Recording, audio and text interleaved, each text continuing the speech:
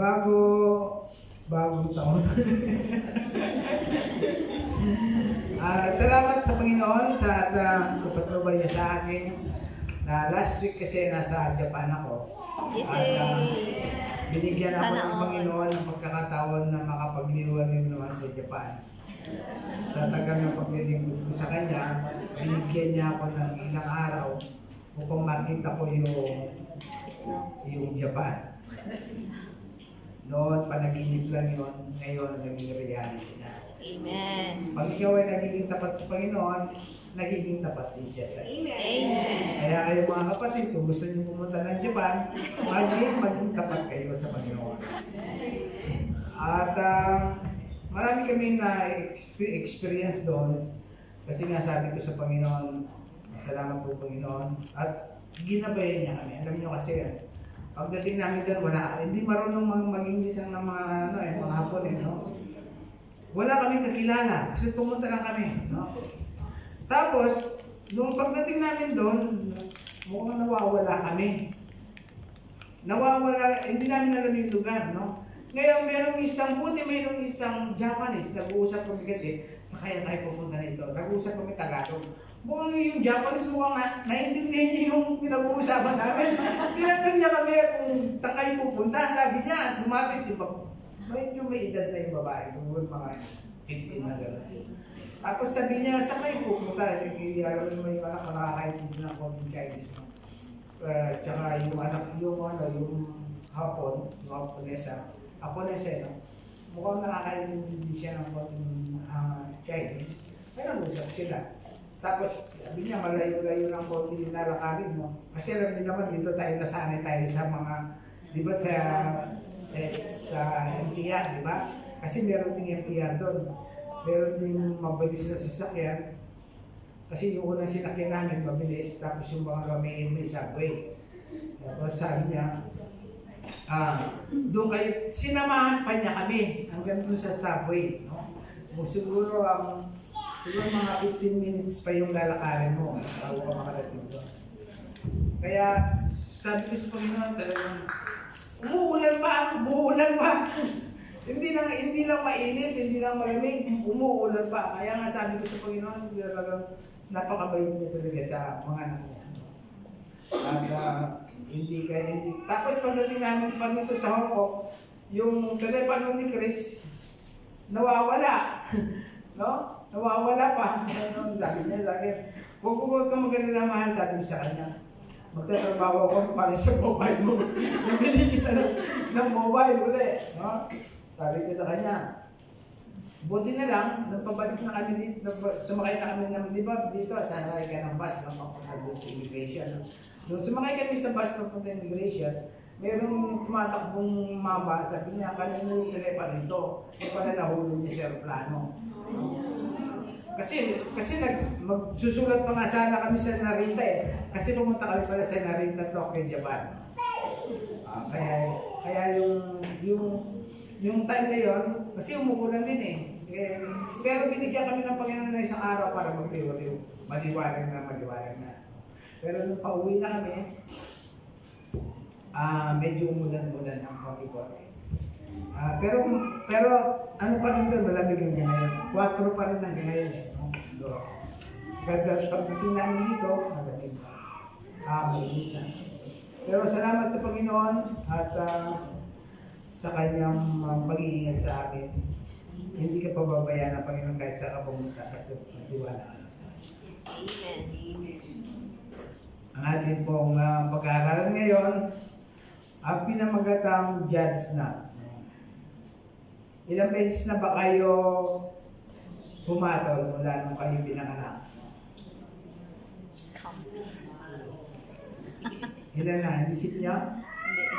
Pero sabi ng Biblia, sabi niya, huwag ninyong hatulan ang inyong kapwa.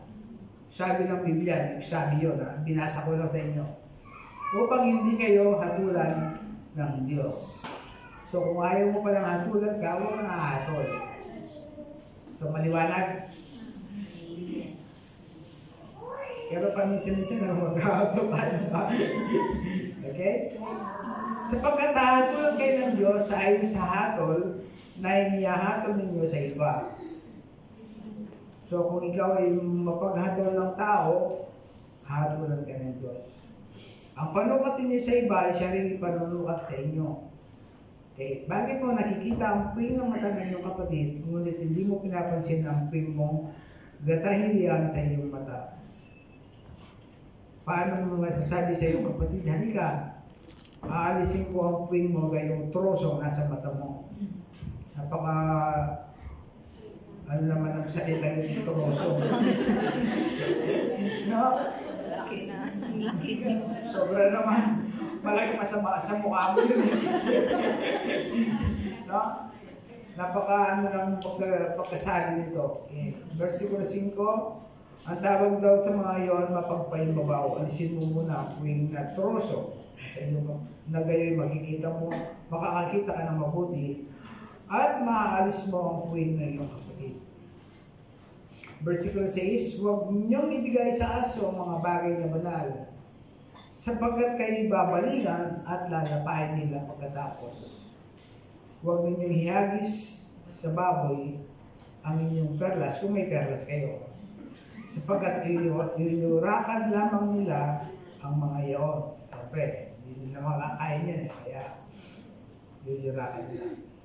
Okay, ang unang kukunin po natin ay versikulo 1, huwag ninyong hatulan ang inyong kapwa upang hindi kayo hatulan ng Diyos. Huwag kayong humatol sa iba. Upang madali nating maunawaan ang talatang ito, pag-iwalayin natin ang dalawang uri ng paghatol. May dalawang uri pala ng paghatol. Para itong verse 8 at itong verse 1, itong chapter 7 verse 1, para maunawaan natin lahat ang ibig sabihin ng paghatol, ay pag-iwalayan natin. May dalawang uri ng paghatol. Ang unang paghatol, ito yung kukunin natin. Dalawang uri, yung isa, masama, yung isa mabuti. No? Meron palang paghatol na mabuti. Kaya, be careful kayo sa inyong paghatol.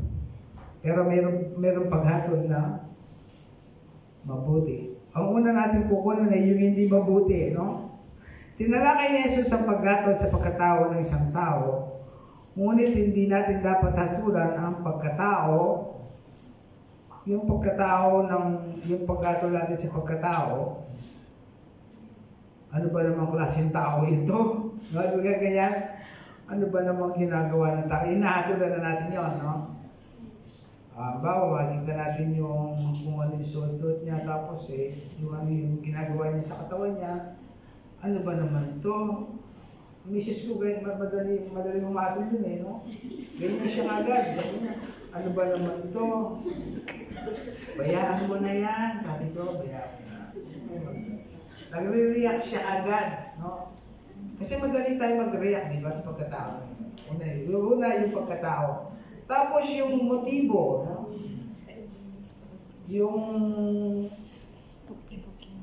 Yung mali ang motibo. Halimbawa, yung gagawa ka ng isang bagay sa isang tao, pero yung motibo mo mali. Meron ginagawa natin yan, di ba? Ako, ginagawa ko rin yan. Kunwari, tutulungan ako para lang ang motibo ko para makakuha ko yung gusto ko sa tinutulungan ko. No? Di ba, lahat naman tayo, may mga kanya-kanya tayo, gawain na may pansarili lang natin ng ating isip. At ang isip, pagkatao, motibo, at isip, pag-iisip, no? Tapos yung pag-iisip naman natin, nakikita pa lang natin masama na nasa isip natin. May mga kasi tao, may mga tao tayo, kahit hindi tayo ginagalaw, kahit hindi nila ginagawa sa atin, pero iniisip natin, ayaw na natin sa kanya, no? May mga ganyan, di ba? Motibo yun yung pag-iisip natin. Tapos yung kalooban naman, yung iniisip ng kanyang, masama ang iniisip ng kanyang kalooban. Tapos yung pangatlo ay yung panglima ay yung kaluluwa. Lalo na dito sa kaluluwa, pagka Kasi naranasan ko na nung nag-witness kami. Alam niyo kasi may dalawang klaseng tao, may dalawang grupo sa Pilipinas.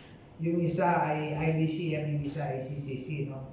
Pag sila ay nag-witness sa tao, ang dala-dala nila, pag-witness nila, yung CCC, yung Campus Crusade for Christ, pag sila ay nag-witness sa mga tao, ang sabi nila, mahal ka ng Diyos.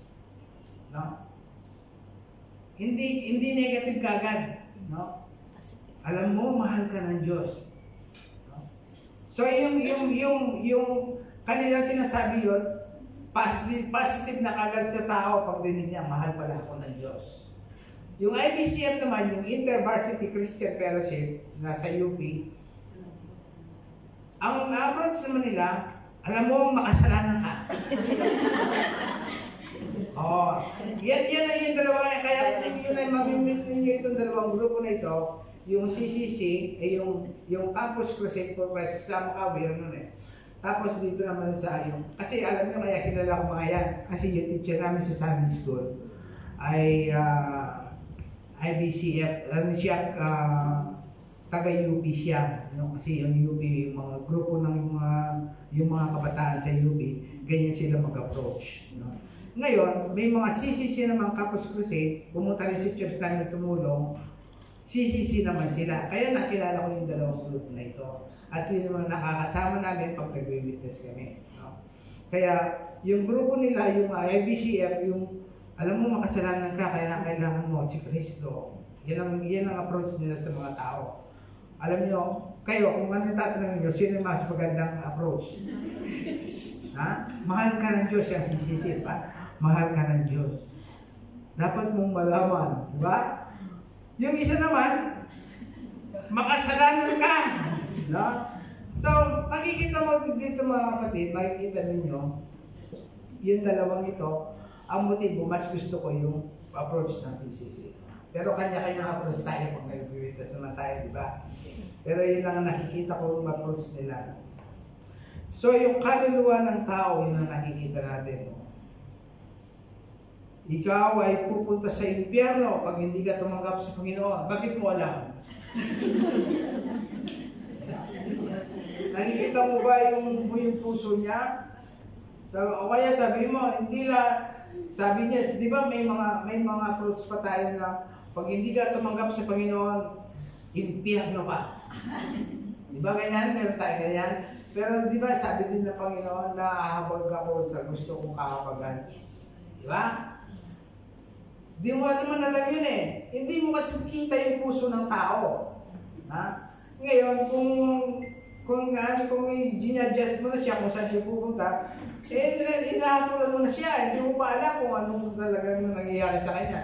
Kaya nga ako pagka ako'y sinasabihan ng mga tao, pumunta kami limbawa sa patay, pupunta ba yan sa langit o sa impyerno? Hindi ko naman alam. Siguro pagdating sa langit, kung nakikita ko siya sa langit, di pupunta siya sa langit. Di ba? Kasi hindi mo naman alam, hindi mo naman nakikita yung puso niya eh, di ba? Siya pupunta sa, kung nakikita mo, palagay mo pupunta siya sa langit eh, ngayon nakikita mo siya sa impyerno. Ganyan din siya, no? Kaya lahat ng yan mga kapatid, huwag tayong humatot. Ipaubaya natin sa Diyos yan. No? So, sa pagkatao, motibo, isip, kalooban ng kaluluwa ng isang tao, Diyos lamang ang maaaring humatol sa mga ito. Ito masasabi ko, kaya be careful kayo sa inyong pananalita, mga kapatid. Ang sabi sa Romans chapter 4, verse 4, sino ka para humatol sa alipin ng iba? Kasi minsan may mga, limbawa ako mayroon akong alipin, tapos yung isa, inahatulan niya, hindi naman niya kilala yung alipin, ako nang nakakalam, di ba? Sa pagkatao ng alipin na ito, bakit inahatulan ng iba? Sino ka para humatol sa alipin ng iba? Ang kanyang Panginoon lamang ang makapagsasabi kung tatayo siya o mabubuhat. Nagbigay ng halimbawa ang ating Panginoon Jesus sa Luke chapter 18. Ito yung kwento ng isang pariseo at maniningil ng buwis. No? Sabi ng pariseo, Diyos, nagpapasalamat ako sapagkat hindi ako tulad ng ibang tao. Ganyan ba yung prayer nyo? yung sineseparate nila yung sarili ninyo. Ang nakikita nyo na yung ibang tao, no? Alam niyo yung kwento na ito? Yung maninigil ng bis tsaka itong isang Pariseo. Ang sabi pa ng Pariseo na ito, hindi ako nagnanakaw. Ito, masama ang ginagawa. Yan yung pag-aatol sa iba na ayaw ng Panginoon. No? Hindi ako katulad ng maninigil ng bis nito. Ha? Nagbibigay ako ng puro sa kanya. Ako. Nagbibigay ako ng ikapo. Ha? Hindi ako nagnanakaw. Hindi ako nangangalunya. Hindi tulad ng maninigil ng bis nito. Itong ginagawa ng tao ito, inahatulan niya ang taga-singil ng bis. Ang sabi niya, gusto niya ipahiwatig na siya'y magaling at ikaw ay masama. Ang ganitong uri ng paghatol at pagkutyan ng ibang tao, ito ay hindi tama. Ang Pariseo ito laging naghahanap ng kaligtasan sa iba, laging pinabababa ang ibang tao. Nagagalak siya kapag nahuhulog sa kasalanan ng iba. Ibig niyang marinig ang masasamang balita tungkol sa iba. Ganyan ba tayo mga kapatid? Katulad ba tayo ng Pariseo ito? Ito yung unang paghatol, no? So, ikalawang paghatol naman, para naman hindi kayo ma-stress sa unang paghatol. Pangalawang paghatol, ito yung magandang paghatol. No? Yung una, negative na yan, negative. Ngayon, punta tayo dito sa positive. Tamang paghatol, kailangan. Ito ang paghatol sa panlabas ng kilos ng ibang tao. Hindi natin dapat tatulan ang katauhan ng makasalanan, kung hindi ang kanyang kasalanan lamang. Sinabi ni Jesus sa Mateo 7:15, mag-ingat kayo sa mga hindi tunay na propeta. Lumalapit sila sa inyo na parang tupa, ngunit ang totoo mapupangis na asong gubat. Makikilala niyo sila sa kanilang mga gawa. So, may mga propeta palang para silang mga tao, para silang mga asong gubat. No? Isang araw kasi nanonood ako ng TV, yung cartoon, no? Yung cartoon, itong lobo, no? Itong lobo, gusto niyang makasama yung mga tupa. No? Eh, siyempre, kung magpapanggap siyang lobo, tatakbo yung mga tupa, no? So, ang ginawa niya, nagsuot siya ng tupa, no? Para makasama niya itong mga tupa. Ganyan din itong binabanggit dito. Nagbabalat kayo sila ng mga... Pero, sa katapusan pala, ito palang nagpapanggap na tupa na ito, makikita rin yung kanyang mukha na siya ay lobo. At doon, makikita mo doon na hindi siya tunay. Tayo ng mga mananampalataya, madali nating makilala ang mga, ewan ko lang sa inyo, no? Kasi pagka ikaw ay isang mananampalataya, madali mong malaman kung yung tao ay nasa Panginoon o hindi. Yung kanyang sinasabi. No? Kaya yung sabi niya, makikilala niyo sila sa kanilang mga buhay. May mga propeta na mga legit, no? Ito yung mga salitang word, legit kayo lang yung bitaw ngayong year na ito, no? Eh, noong panahon namin, hindi naman lumilitaw mga yan eh, kumunay, kaya. Alam niyo naman kasi may mga kanya-kanyang level yan eh, no? Ngayong level naman natin, lumitaw yung mga marites, wala naman na. Dahil na, pangalan na ng marites, ngayon, marites, ibig sabihin pala. Chismosa, no? Eh noon, wala naman ganyan sa atin, di ba? Wala naman yung mga word na yan. Kaya kayo mga kapatid,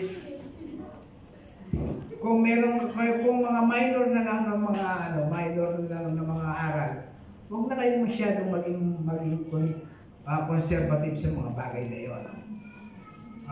Kasi noong panahon na yun, noong panahon ni Apostol Pablo, sa mga taga-Corinto, bawal ang mga babae kailangan pag sila sumasamba, may tarakbo pa sila dito, tapos yung mga babae, Yung mga lalaki, bawal yung mahabang buhok. Huwag na kayo masyadong maging sa mga ganyan, no? Ang pinaka-importante, dapat yung kasalanan ng tao. Kasi ang tao, pag siya ay tumanggap sa Panginoon, siya na ang bahala. Ito kaya pananabit ko na ito ay maayos kaya, no? Kaya huwag na kayo maging conservative sa mga ganyan, no? Kasi tatawagin pa kayong dogmatic. Yung mga ganyang word. So, makikita natin sila.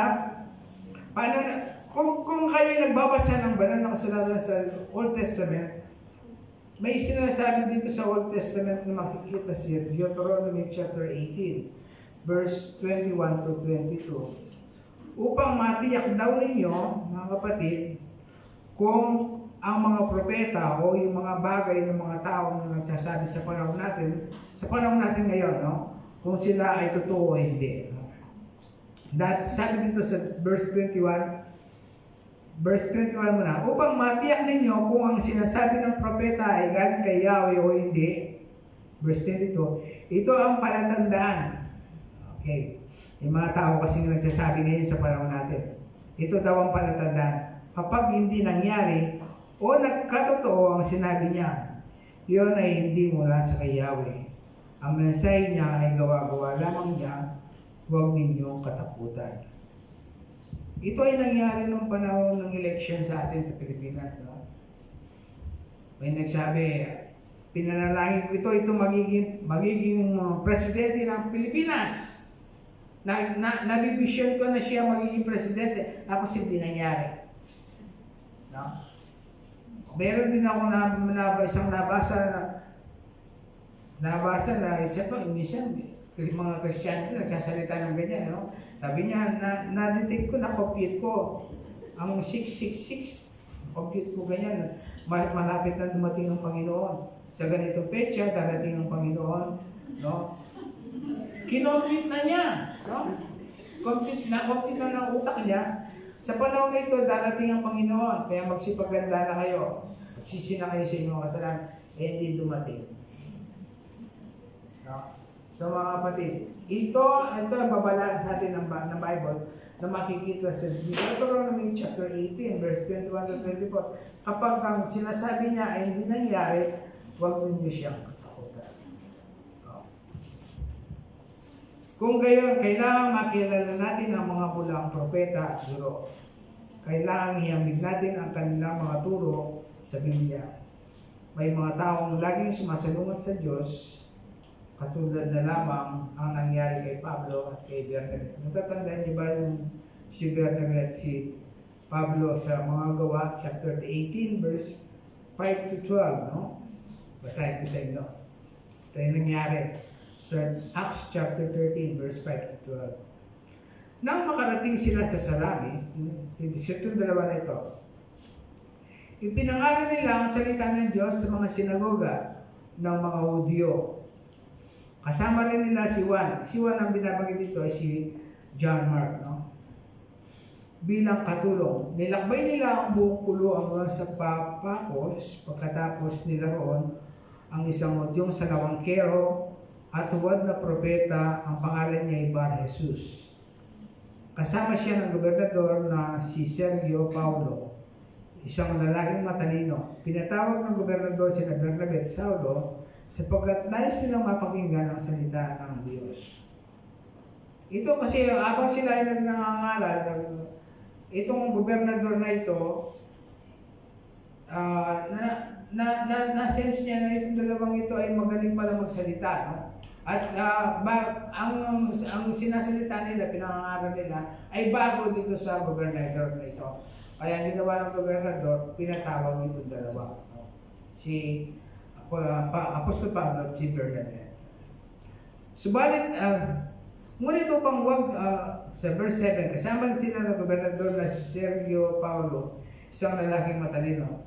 Pinatawag ng gobernador sina Bernabé at Saulo sapagkat nais nilang mapakinggan ang salita ng Diyos. Ngunit upang wag sumampalataya ang gobernador, sinalungat sila ni Elimas na salamangkero, sapagkat ito ang kahulugan ng kanyang pangalan. Ngunit tinitigan siya ni Saulo na kilala bilang Pablo, na puspos ng Espiritu Santo, ng Banal na Espiritu. At pinagsabihan, ito ang sinabi ni Pablo sa kanila, ikaw, anak ka ng Diablo, sabi niya, no? Kaaway ka ng lahat ng katwiran, punong-puno ka ng lahat ng pandaraya at paninindang, kailangan ka ba titikin sa baluktot mo sa matuwid na daan ng Panginoon? Ngayon, parurusahan ka ng kamay ng Panginoon, mabubulag ka at hindi mo makikita ang liwanag sa loob ng maikling panahon. Noon di tinakpan ng maikling na ulap ang mga mata ni Elimas at siya'y lumibot at mahanap ng maaakay sa kanya. Sumampalataya ang gobernador nang makita ang mga pangyayari sapagkat siya'y mga tungkol sa tulo ng Panginoon. Ito yung pangyayari nila, no? Kaya nga sabi ni Pablo, nasa-is niya na itong tao na ito ay nag-ano lang sa kanya, nag-uupo sila dun sa kanilang pangangaral. Kaya sabi niya, ikaw, ginanyan niya talaga, ikaw na anak ng Diablo. Yon. Pwede pala tayong kasi ako nung ako ay nagsishare ng gospel ng Panginoon, bata pa kasi ako noon, mga edad ko, mga 15 to 16, kasi nasa iba ko 14 years old. Pag stress na, lumalabas kami sa church. Nagsishare kami ng gospel ng Panginoon. Meron akong naka-encounter na isang matanda doon sa inano namin. Sabi niya sa akin, habang ako ay nagsasalita, nagsishare ng gospel ng Panginoon, nanggugulo siya sa sa pinag-uusapan namin. Sabi niya, ikaw ang pinagsasabi mo tungkol sa impyerno? Walang impyerno, sabi niya sa akin. No? Matanda na siya. Meron bang tao na namatay at sino muling nabuhay at pinamalita na merong impyerno? Sabi niya sa akin. Yun ang sabi niya, matanda na siya. Sabi ko, meron po! Sabi ko sa kanya, meron po! Ang Panginoong Yesus po, siya ay namatay. Siya po ay galing sa langit, siya ay pumunta dito sa lupa at nung araw siya ay muling nabuhay pagkatapos nun. Maraming tao sa mga palataya. Meron po isang tao na kasi ang Panginoon ang siya nagkatawang tao, di ba? Hindi lang siya Diyos, kundi siya nagkatawang tao. Siya ay Diyos na nagkatawang tao. Sabi ko. At sinabi niya po sa atin na mayroong impyerno. Ayon sa kanyang banal na salita. Ngayon, kung ayaw po ninyong maniwala na mayroong impyerno, doon po kayo pupunta. Sabi ko sa kanya. Kasi alam niyo naman kasi kapag ikaw ay alam niyo yung first love na sinasabi nila, di ba? Yung first love, yung unang pag-ibig mo sa Panginoon. Yung masigasig ka sa pag-share ng gospel, no? Tapos sabi ko, after noon, pumunta kami sa church noon. Pagkatapos namin magsalita tungkol sa Panginoon, pagkatapos gabi noon, meron kami evangelistic service, no? Sa gabi. Tapos mag-share ka kung ano yung ginawa mo doon sa maghapon na yon, kung ano ginawa mo. Tapos i-share ko yon. Sabi ko, ako yung nagpapasalamat sa Panginoon at ginabayan niya ako. Sabi ko, at yung nakausap kong matanda, hindi ako natakot. Sabi ko, kasi kung ano ka lang noon, siyempre, bata ka, tapos yung kausap mo, siya nagugulo sa amin. Nagugulo siya sa pag-uusap kasi kasama ko yung mga young people. Nanggugulo siya, kaya sabi ko sa kanya, kung hindi po kayo naniniwala kayo sa impyerno, doon po kayo pupunta. Bakit ko hinatulan yung taong yun? Yan ang sinasabi ng Panginoon. Kung yung kamukha ni Pablo dito, ikaw ay sabi niya dun sa nagugulo sa kanila, ikaw na anak ng Diablo, paaway ka ng lahat ng katwiran. At buti na lang, hindi ko pinag-pray yun ng mabulag, hindi siya.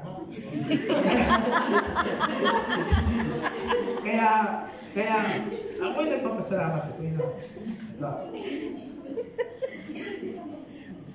Kasi kapag ginagabayan ka ng Banal na Espiritu, wala kang takot talaga. Hindi ka natatakot. Masisense mo naman yun eh. No? Pagka nagsasalita ka, na-experience ko yun sa akin po pag-share ng gospel ng Panginoon.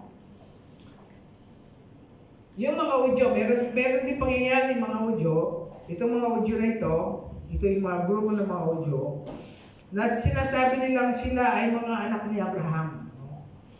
Ito yung makikita natin sa John chapter 8, verse 44-45. Kaya nga sabi ng Panginoon sa kanila, di ba, sa verse 44, gayon din ang sabi ng Panginoon, kayo ay mula sa inyong amang diablo. Sabi niya, no? Sabi niya doon sa mga taong yon. Ang hangarin ninyo ay gawin ang gusto ng ama ninyo. Siya ay mamamatay tao mula pa sa simula. At hindi nanindigan sa katotohanan, sapagkat walang katotohanan sa kanya. Kapag siya ay nagsisinungaling, nangungusap siya ayon sa kanyang kalikasan. Dahil siya ay sinungaling na ama at ama ng kasinungalingan. Pero dahil nagsasabi ako ng katotohanan, hindi kayo naniniwala sa akin. So, kasi itong mga tao nito na naka-encounter ng Panginoon, hindi naman yung mga marami kasi na-encounter ng Panginoon sa kanya pangangaral ng panahon na yun. Itong mga tao na ito, sinabi nila, ang bata-bata mo pa, nakita mo na si Abraham? Di ba, nabasa niyo yan? Di ba sabi ng Panginoon, bago si Abraham, ay ako nga. Sabi niya, no? Ang bata-bata mo pa, tapos sabi mo, nakita mo si Abraham, ang aming amo si Abraham. Sabi niya, no? Yun, kaya sinabi ng Panginoon na yun, kayo ay mula sa inyong amang diablo. No? Kailangan makilala natin ang mga kalaban ng Diyos. Ang sabi ng ating Panginoong Yesus sa Mateo 7:16-20, mabuti ang bunga ng punong kahoy, ngunit masama ang bunga ng masamang puno. Hindi maaaring mamunga ng masama ang mabuting puno, at hindi rin maaaring mamunga ng mabuti ang masamang puno. Ang bawat punong hindi mabuti ang bunga ay puputulin at itatapon sa apoy. Makikilala natin sila sa pamamagitan ng kanilang mga bunga. So, merong mga puno pala na kapag siya namumunga ng mabuti, puro mabubuti yun. Ngayon, may mga puno naman, masama ang bunga. Minsan maasim. Pero hindi mo alam kung totoo ito, no? Yung mga naglilihi ba? Alam niyo yung mga naglilihi? No? Kung kayo ay may mga anak na, hindi yung mga galaga dito. Kung kayo ay mga naglilihi na, no? Ang unang na iniisip ninyo yung matalas yung pang-amoy nyo, di ba? Mrs. ko, nung siya naglilihi, ayaw niya akong makatabi kasi mabaho daw ako. Ngayon, may pangyayari kasi sa bahay namin noon, maliit pa ako noon. May puno kami sa tabi ng bahay, may puno kami ng suha. Alam niyo yung suha? Ngayon, sabi ko, sama naman ng lasa nitong suha na ito. Sabi ng nanay ko, alam mo yung suha natin yan, dati masarap ang bunga, matamis. Kaya lang, napamilihan yan. Kaya mula noon, nagsumama na yung bunga. Ewan ko kung totoo yun. Totoo ba yan? Kaya mga naglilihi. Yan ang sabi ng nanay ko, no? Hindi ko na alam. Pero sabi dito, mabuti ang bunga ng mabuting puno.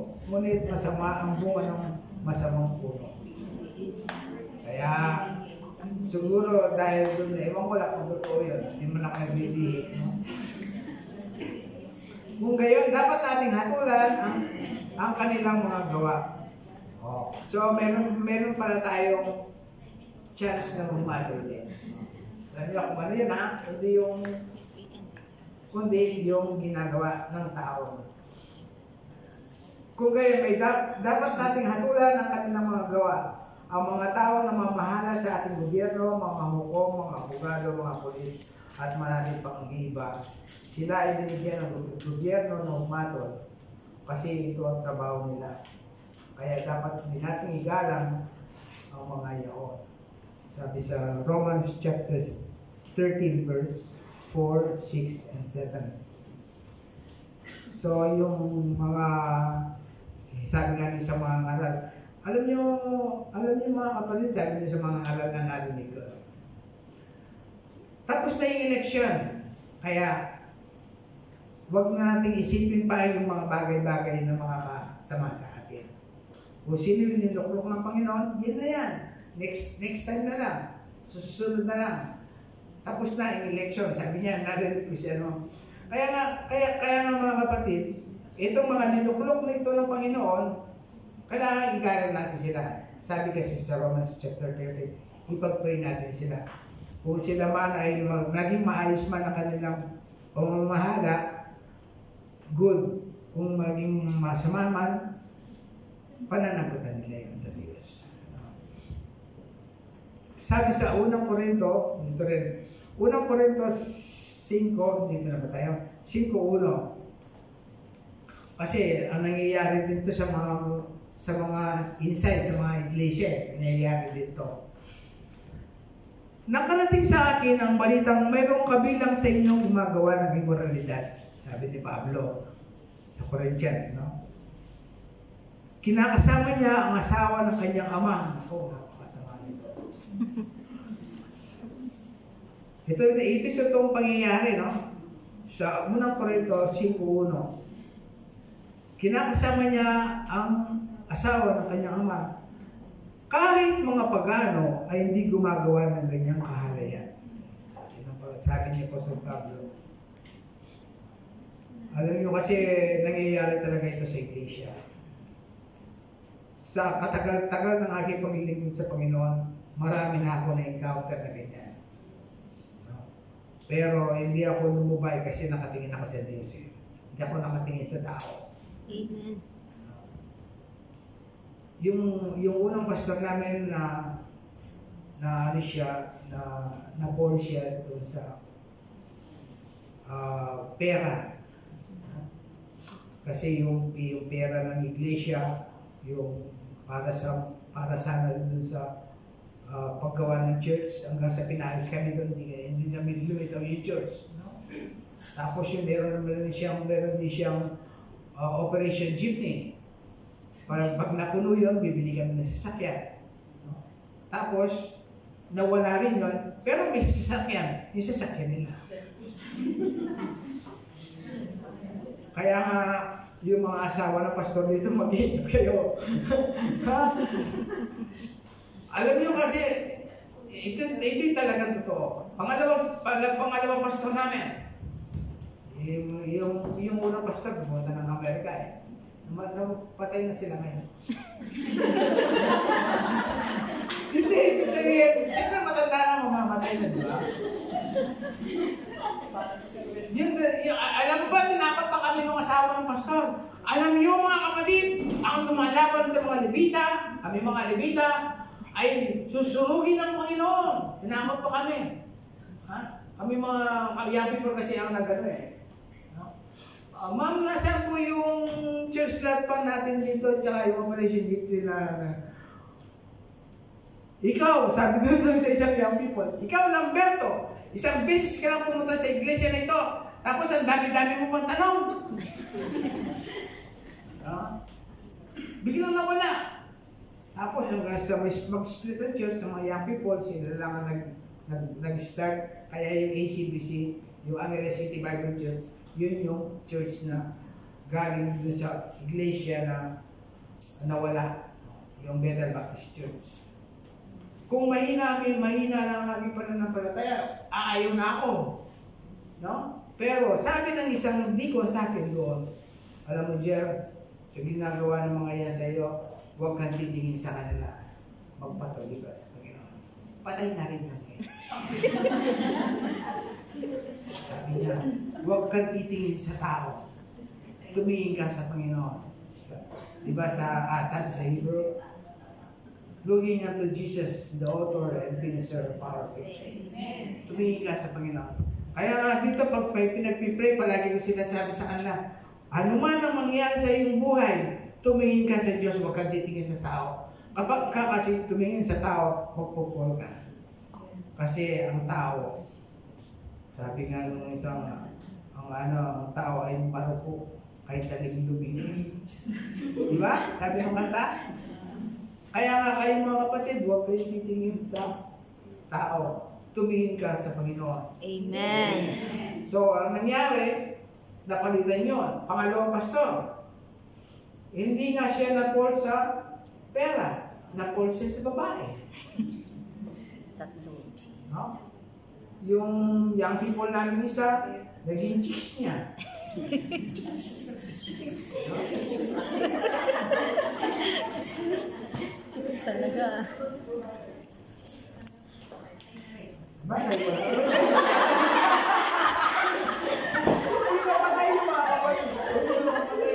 pero nag-chat pa rin sa akin, nag-chat siya. Nag-chat siya. Nung pinuntahan ko siya sa Pilipinas, biglang nawala siya eh. Tapos nung paalis na ako, biglang lumitaw. Siguro nahihiya siya sa akin, pero alam mo, yung mga kapatid natin mga ganyan, pinag-pray lang yan. Kasi yan ay ginamit din ng Panginoon para lumago tayo sa atin. No? Kaya ipanalangin din natin sila. So, sabi dito, nakarating sa akin, hindi lang mayroon yung gumagawa ng moralidad. Alam niyo, nangyari dito, hindi lang ito sa panahon ni Pablo eh. Sa panahon din ni Jacob, nangyari dito. No? Alam niyo yung 12 tribes. Di ba yung si Robert? Naging asawa niya yung asawa din ng tatay niya. No? Si Bilha, yung alipin ni isa sa mga asawa ni Jacob. No? Ginalaw din niya. Kasi taong marupok, sabi nga. So, verse 1 pa lang tayo. Oras na, oh. Okay, verse 2. Sapagkat tulad kayo ng Diyos. Sapagkat tulad kayo ng Diyos, ayon sa hatol ninyo sa iba. Ang panukat ninyo sa iba ay siya panukat na ipanunukat sa inyo. Huwag kayong umatol para hindi kayo hatulan. Marami sa atin ang napakadiling humusga ng ibang tao. Lalo na yung mahilig sa TM. Alam mo yung TM? Ha? Chismis. Alam mo kasi mga kapatid, meron kasi sa ibang iglesia, meron kasi pangalang Marites. Kaya ayaw ko naman sasabihin Marites kasi sumisikat siya eh. No? English na hindi siya kasi nagiging siya. Tinitignan kagad siya. Alam niyo kasi kayo mga Marites tapos tingin nyo nasa kayo Marites. No? Kaya sabi ko, kaya pinalitan ko na, hindi ayaw ko na gamitin mo yung Marites. Kasi yung mga pangalang Marites, gagagalo pa ng mga Marites nila. Tapos, ang iniisip nila, mga chismoso sila. Okay.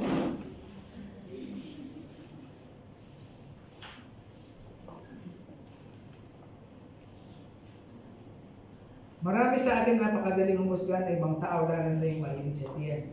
Sila yung napakadaling humusga, kaya minsan diyan tayo napapahamak. Yung hindi pa nililitis, may hatol na. Yung isang mga aral na sinasabi, ayaw niyang dumalo sa Senado dahil hindi pa nga ako nililitis eh, may hatol na ako. Okay, maraming taong gumagawa nito. Minsan, yung nasa iglesia pa nga ang gumagawa nito. Kung mali ang ating paghatol, diyan tayo hahatulan ng Diyos.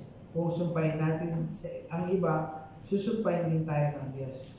Kung patawarin natin ang iba, patatawarin din tayo ng Diyos. Ayon sa kanyang Lord's Prayer ng yung pattern ng Panginoon, pattern ng prayer. Ngayon, kung ayaw mong magpatawad, hindi kayo patatawarin ng Diyos. Yan ang sabi ng Panginoon. Mula dito makikita natin ang pagkikitungo ng Diyos na ayon sa pagkikitungo natin sa iba. Ang paghatol ng Diyos sa atin ay ayon din sa paghatol sa iba. Ang pagpapakita ng awa ng Diyos sa atin ay ayon din sa pagkaawa natin sa iba. Ang sukat na pagbibigay natin ay sukat din ng pagbibigay sa atin ng iba. Ayon sa Luke chapter 6 verse 38, sinabi ni Jesus, magbigay kayo at kayo bibigyan, babalik sa inyo ang inyong bigay ng labis-labis at tumaapaw pa karagdagan. Hindi nagraramot ang Diyos at Diyos din ang siyang tubos na matuwid. So, ang ibig sabihin kasi nito, kung ikaw ay nagbigay, kung ikaw ay nagbigay ng piso, huwag kang aasa na tatanggap ka ng 20. Kasi piso lang binigay mo yan, no? Kung ikaw ay nagtanim ng isang kaban ng bigas, o ng palay, di ba na tinatanim ng bigas? Kung ikaw ay nagtanim ng bigas, ay, isang kaban, huwag kang aasa na tatanggap ka ng 20 kaban ng palay. So mga kapatid, kaya lang din ang dito, kung ikaw ay nagbigay ng 100, kasi may mga taong generous, di ba? Kahit na sabi ng Panginoon na binigay ng 10%, nagbibigay sila ng 20%. No? So, gusto nila kasi makatanggap ng mas malaki sa Panginoon. Kasi ang Panginoon naman na nagbibigay siya. Hindi siya nagkukulang, kundi nagbibigay siya ng labis-labis. Sa verse 3 and 5, narito sa verse 3 and 5 na tayo. Narito ang isa pang dahilan kung bakit hindi tayo dapat humatol sa ating kapwa. Una, hindi tayo mga judge. Sabi mo nga sa inyo kanina, no? Kasi yung hukom lamang ang may authority sa gobyerno. Sabi nga ng mga judges, hindi trabaho lang, hindi walang personalan. Hindi lang sa labas ng iglesia, marami pang mahilig umusga kahit sa loob ng iglesia. Kaya maraming tampuhan kapag nakita natin ang isang kapatid na nagkamali o nagkasala, ang bilis natin mamuna o magbintang. Kaya ang tawag dyan ng Panginoon, ng Jesus sa kanila, yung mga ganyang klaseng tao, ang tawag sa kanila ay mapagpahibabaw. Ibig natin alisin ang puwi ng iba, hindi mo naman alam na mas malaki ka ng kawit na kabala sa iyong mata. Sabi sa John chapter 8 verse 1 to 11, minsan may nahuli mga audio ng isang babae na nangangalit niya. Alam nyo kasi ito yung pangyayari na naman, mahilig talaga ako sa storya. No? Itikwento na naman sa chapter 8 verse 1 to 11. May nahuli isang babae. No? Ngayon, dala-dala nila. No? Panginoon, anong gagawin namin dito? Nahuli namin siya sa pangangalit niya. Alam nyo kasi pag nangangalit niya ang isang tao, may kasama yan, di ba? Hindi pwede mangalit niya ang isang babae, siya lang. Bakit siya napagbintangan itong babae nito? Bakit siya napagbintangan ang nangangalit niya tapos siya lang? Eh, nasa inyo yung kasama niya. Dapat dalawa sila, di ba? Kapag nagdadala ka rin isang tao, may kasama siya, siyempre. Ang mga nagdadala ka rin, isa ka lang. No? Eh, dito sa pangyayari nito, ng chapter 8, isa lang yung dinala, yung babae lang. Eh, yung lalaki nasaan? Wala. Babae lang. Dinala sa Panginoon. Anong gagawin namin dito? Nakita namin na siya ay, may ebidensya kami na siya ay nangangalo niya. Sabi nila, siyempre ako pa nag-isip ang Panginoon, di ba? Nagsulat-sulat pa siya doon sa, hindi ba kung ano sinulat niya. Tapos, sabi ng Panginoon, kasi makulit mga tao, sinulit lang siya.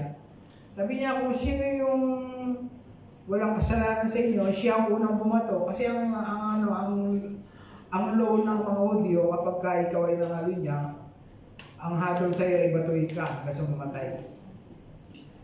Gusto ng mga tao na nagdala ng babae na ito na hatulan siya ng pangangalo niya, batuin siya ng ano. Kaya pag sinabi ng Panginoon na batuin siya, hindi na labi ng Panginoon. Diba? Kaya ang Panginoon, talagang bright ang Panginoon. Sabi niya, kung sino mang sa inyo na walang kasalanan, siya ang unang bumato. Tapos isa-isa nag-ahalisan. Sabi niya ang Panginoon sa babae, nasaan yung mga tao? Wala na po. Walang gusto bumato sa iyo? Ako rin, hindi na ako. Hindi ako magbabato. Kaya ang Panginoon talagang mapagbiyaya eh. Mabiyaya talaga ang Panginoon. Kaya lang, sabi dun sa babae, may sinabi siya sa babae, di ba? Go in peace. Umalis ka na, huwag ka na mag-asawa muli. Yan naman ang gusto ng Panginoon sa atin, go in peace. Kaya lang, huwag ka na mag-asawa muli. So, kapag ka tayo mapaghusga, mapaghusga sa ibang tao, ang tawag sa atin ay mapagpaimbabaw. Kaya huwag kayong humusga sa mga ibang tao. Tama na yung siguro, isipin mo na lang, huwag ka ng bibigkas. Iisip mo, ganyan na ang taon ka, ganyan, no? Sinisip mo na lang yun. Kasi pagka lumabas na sa bibig mo, marami ng epekto yung mangyayari. Kaya sa inisip mo na lang.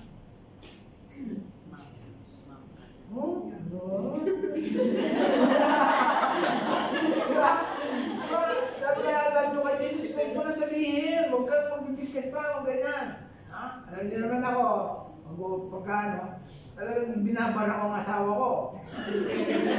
Hindi pwede yun. Kaya nga palagi kami nag-aaway eh. Pero pati pa rin, no? Kasi yung ganyan talaga yung mag-asawa, di ba? So, verse 6 na tayo. Mahuli-huli yan, mga kapatid. Ang binanggit sa verse 6 ay mga aso at baboy.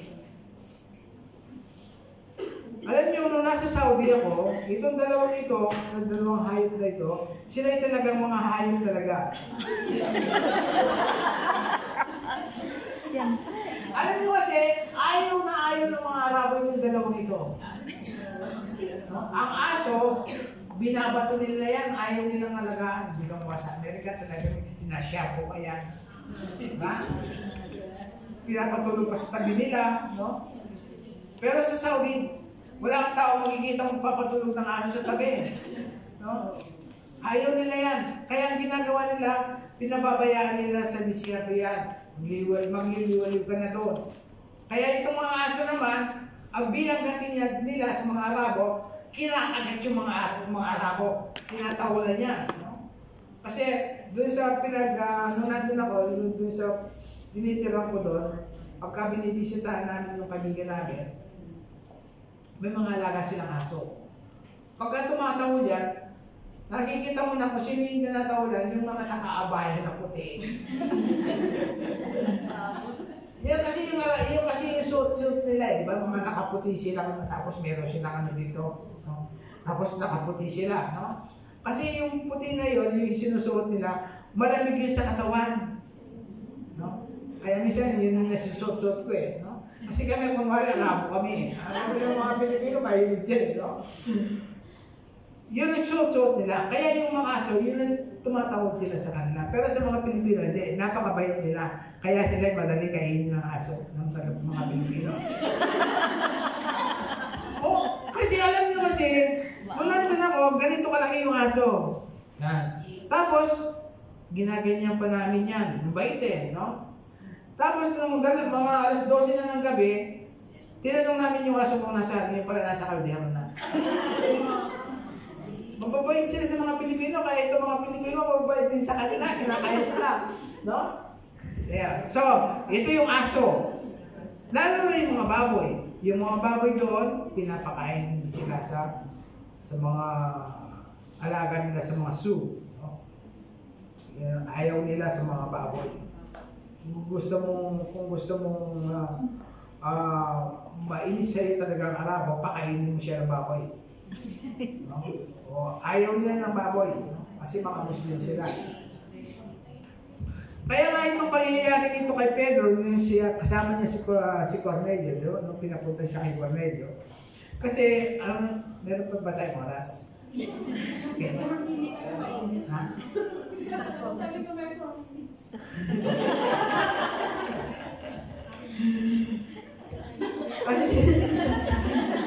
Malapit na mo, matapos ito, no? Mga dalawang oras na lang. Natatandaan niyo ba si Pedro, no? Sa Acts chapter 10, no? Yung kwento ni Pedro. Ito kasi pangyayari na ito, kwento na naman to. puro kasi ako kwento talagang yung binigay ni Pastor sa akin na gusto mo mag-shelter, ikaw naman ang mag-ano niya pag wala ako. Kaya, ano yan, binibigay, sulit ko naman yun. Sulit ako naman yun. Yung pangyayari sa Acts chapter 10, may mga, nung si Pedro ay nananalangin doon sa itaas, kasi yung bahay sa Middle East, flat ang itaas eh, hindi ka makasalit, hindi ka mataas. Flat kasi yan. Tapos, habang siya nananalangin, may isang bukod na bumaba mula sa langit.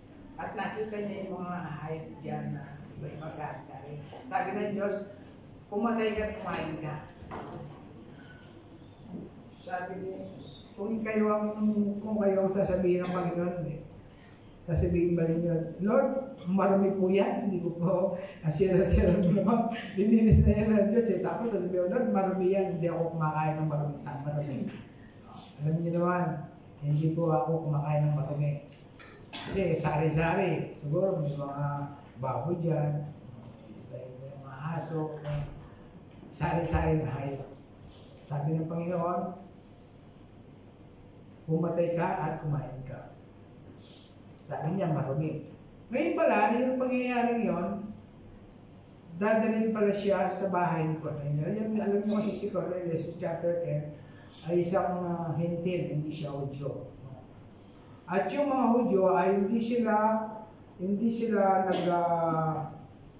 nakikipag-usap sa mga hentil dahil ang iniisip nila sila ay marurumi, masasama. No? Kasi sila lang yung chosen. Sila lang yung pinili ng Diyos. Kaya, maliban sa kanila, lahat yun ay mga hentil. No? Kaya hindi sila. Katunayan nga, yung mga bahay nila, kapag kayo shadow ng bahay nila, ano ba, naglalakad ka, tapos yung shadow niya nadaanan mo, ikaw ay magiging marumi din kung ikaw ay sa audio. Ganyan katindi ang kanilang mangyayari sa kanila. Pero, ang sabi ng Panginoon, ikaw ay pupunta sa bahay ni Cornelio.